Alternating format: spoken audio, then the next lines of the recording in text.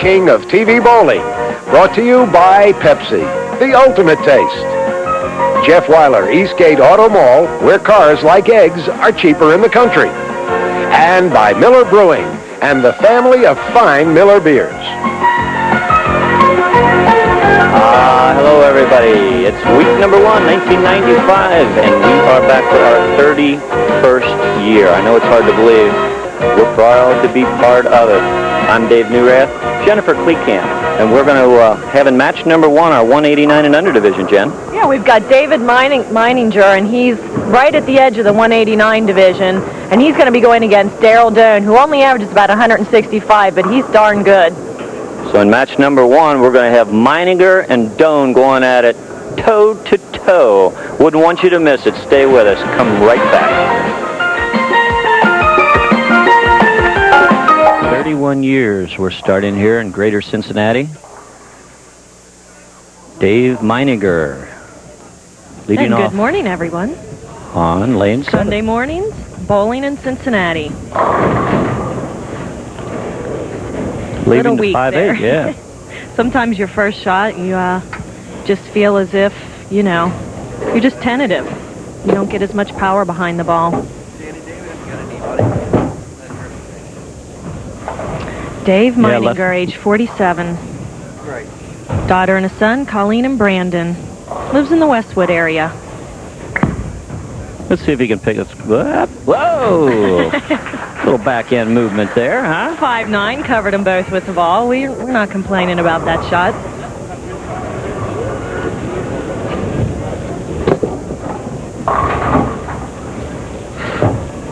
And Darryl Doane, age 28. Living in the Western Hills area, qualified at Western Bowl. I mentioned his average was 165. It's actually come up to 181. Very intense look on his face, Jennifer. Look, he's really concentrating. I don't know if that's some nervousness or just intense concentration. David, he's a very good competition bowler. I've seen him bowl against people time and time again, one-on-one. And I think he has what it takes. Age 21, as you alluded to, averaging 181, qualifying score of 645. Third time on television with a high game of 289. Not all bad. Wow. Easy spare.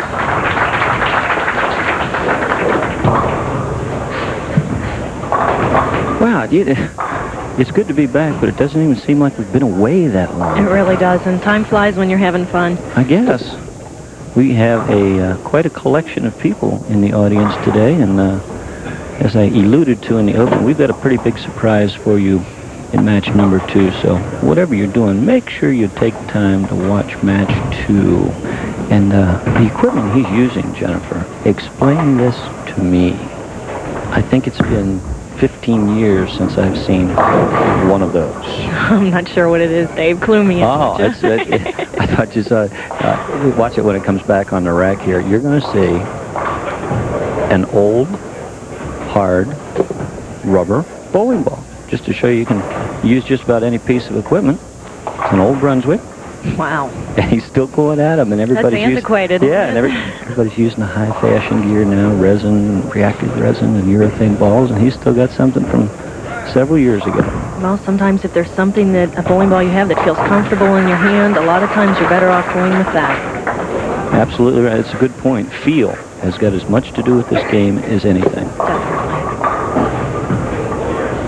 David Meininger, averaging 189, as I mentioned in the opening of the show. This is our 189 and under division, so he's right there, maxed out. Throws an awfully nice ball. Sure does. Perfect there. Got a great release, and that's what gives that ball the powerful back ends here. Take a look at it. It looks a little nervous in this shot, but yeah, let's get out of there. Okay, pin action. Watch the ball cut through. Just boom, no deflection at all. Last one out of there, 7-pin. We got you. That will definitely get you loosened up there. Ditto. Yes, indeed. Well, I'll tell you what, not a bad match. Nobody's opened yet. Meininger in the lead, obviously, with a couple of strikes going, but Doane not giving up the early lead as we've seen happen a couple of times with players. He's making those first 2 spares in the first 2 frames. Keeping it clean.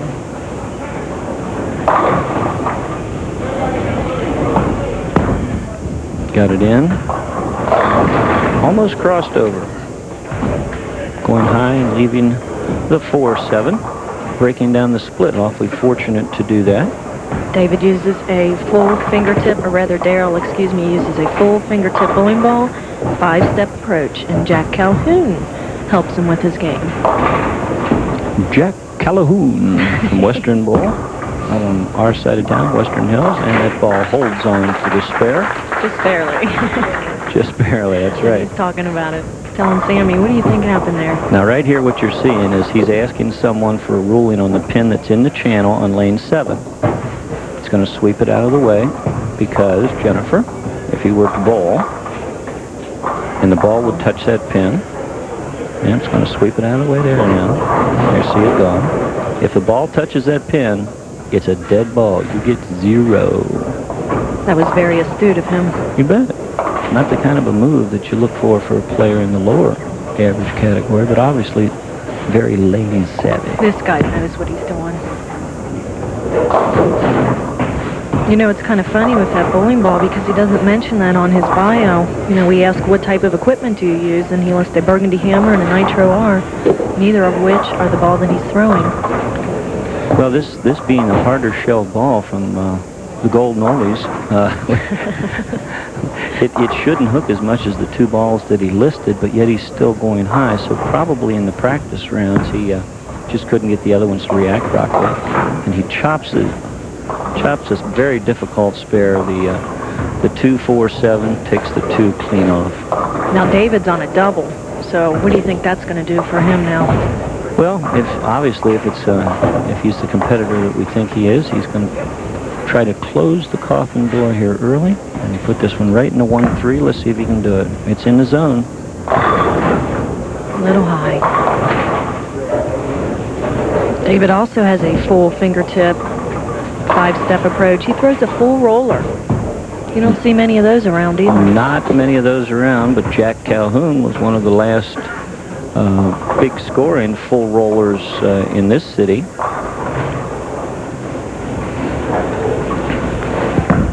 Pretty sound approach. Got that ball wide and then hooked back. Holy cow. Good thing he was soft with it. 27 pins up at this time as we take a look at our Miller BPA scoreboard. Dave's a regular over at Stumps Lanes. Mike McDonald, great bowling proprietor. 27 pins and going to cruise for a few more if he labels this one, and it's there. Holy cow. He's zoned. That is one of the most beautiful strikes you're going to see, ladies and gentlemen. Take a look at it here if you would. Ball's very delicately put out to the right and then allowed to roll in. This ball is not jammed into the pocket. It rolls in solidly 10 out of there. Darryl Doane's definitely going to have some pressure on him now.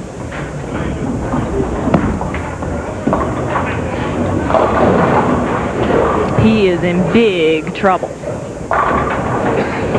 Again, soft. It looks like he's just being too tentative, David. He's not getting that ball out there and hitting it and being firm. Well, he's, as you alluded to the equipment before, he's making the change now. He trails by 27, and that will increase to at least 39 after this frame if he takes 2 pins. He's going to see if he can maybe figure something out. I think that's a real good move. Darryl's been married for 4 months to Kate.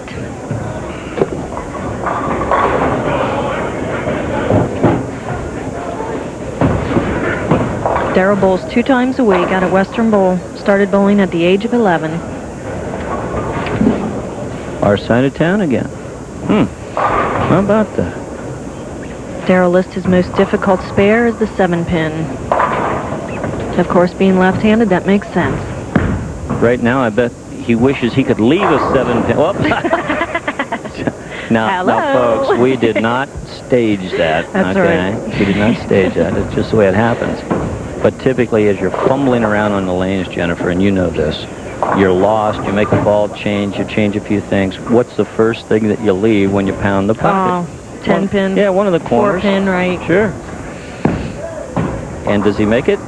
Yes. And he hangs on.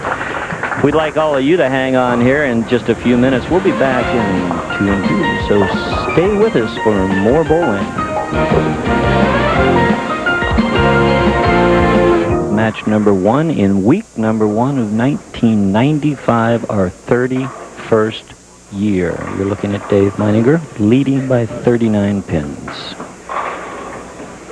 Right-hand lane, and he crushes him, Jennifer, and this is the Western Bowl qualifier, as we've said before, and he looks very comfortable, and the Miller BPA scoreboard shows you that 49 pins is the number, and it can go to 59 with another good shot here on the left-hand lane. David is definitely cruising. Darryl's going to have to get it together.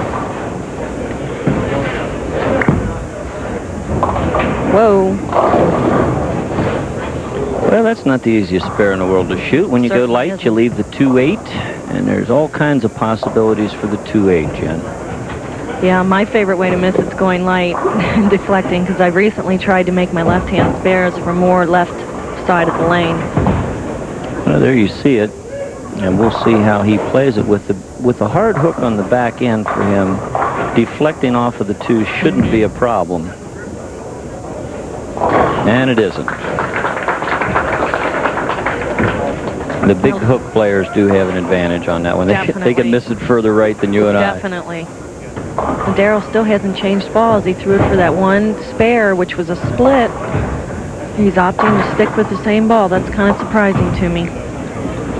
He really has nothing to lose at this point. You've got to go for it. 47 pins down and very, very little paper left. Again, a little tentative, a little soft, and just nothing on the ball to carry out the corner pin. And then you talk about resin balls. There's a definite advantage there, because those balls hit so much better than the old equipment. Yeah, the carry alone is probably worth 10 to 15 pins more on your average, folks. I know that's hard to believe. Well, he mentioned it was one of his more difficult spares, and when you're down and out, things aren't going to look too well. But I tell you what, in match number 2, there's a car at stake, as there was in this match, by the way. Jeff Weiler, in conjunction with a BPA, we will give away that car, or a comparable model, worth $20,000 for anyone that does what, Jen? I forget. I think that would be a 300 game, Dave. 300 which game. I think would be 12 in a row. 12 strikes in a row, yes. It's coming back to me now. We're getting good at this after so many years. Hey, there you go. He finally says, watch the release on this one. Nice and clean. Gets through the ball nice and strong. Take a look at it here from our floor cam. Hops a little bit to the right. That's where he loses most of his leverage. I agree. And the ball cleanly clears him out. 10 in the pit. Every pin doing its job. Makes it official that we're back now. We had to hear that statement. That's right. Despite public opinion. That's We're going to say that once at least a week. Well, with the pressure off, he eased up on the ball. A tendency a lot of players have to do when you're just cruising along, big heavy lead. But again, if I was in his place, I'd probably do the same thing. Just kind of loosen up and cruise. There's that big hook ball carrying through on the back pin again. Well, we have a great crowd this morning. Yeah, we certainly do. That west side really can travel a little bit. That's right. 98 to 153. There you go. You see some of our people. Just small amount of them. They all run all the way down to the other end of the building a little bit. There we go. And another clean shot, and it looks like it's going to be there. Yes, yeah. The light mixer. Piece of cake. Well, you can bring out the fat lady if you want to, folks, because this one is over. Mathematically impossible for him to win, but you know what? You just don't want to leave on a bad note. I bet you, tell you what, I'll bet you a Pepsi he strikes here. I'd rather go for an ice house, but we'll see. Either one at this point. Just strike. Well, still not enough activity on the ball. The rotation not quite there. The pin action not quite there. Besides, David, it would have to be a Diet Pepsi for me, you know. It's that woman thing. Yeah, like you really got to worry about it. Uh-huh. Going cross lane for the 10-pin. Let's see if he makes this one. And he does cleanly. Some other visitors today, David. We have Gary Rolfus from Durban Bowl and Frank Ruggieri from Coleraine. Where's Frank at? I have got to yell at him. Where is Frank? Well, I'm going to find him and get him because I got my entry in the Over the Hill tournament yesterday in the mail. And you've got to qualify for age for that. Even though my game's over the hill, I'm not old enough, You're not Frank. there yet, so huh? thanks for that shot. I think he wanted to invite you to lunch. Is that it? Because I got the same one in the mail. Oh, you did? Oh, okay. All right. Now I don't feel so bad. Well, Doane striking on his first ball in the 10th frame here. If he goes out for a 168, that wouldn't be a very bad game to bowl on television, but it certainly won't be enough to win. Meininger's already in the house with more than that. And he can actually strike out for a 233. Well, give himself a round of applause, right? We also have some slush puppy representatives here this year. Boy, do my kids love that stuff. Fun in a cup. Craig Witt and Wayne Myers. And we got a ton of people in the audience here. A lot of sponsors came out to watch the show, which is always encouraging. And as you see it, finishing out the game with a 3 in a row for a 168, Jennifer. Too little, too late. The match is already over.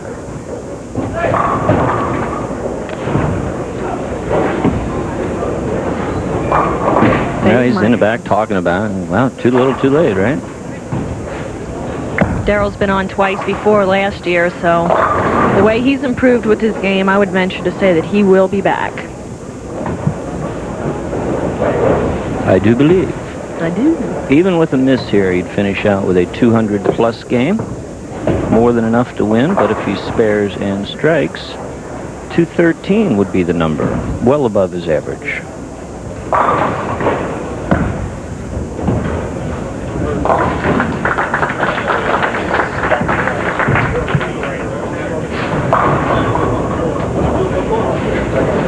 We're looking at a 2-team there, David. 213. 213. 213 with a strike right here, and by Joe, I think he's going to do it. He's really bowled a nice game. Yeah. Winner of the match, Dave Meininger, 213 to 168. Don't go away. Match number 2. We've got a surprise for you.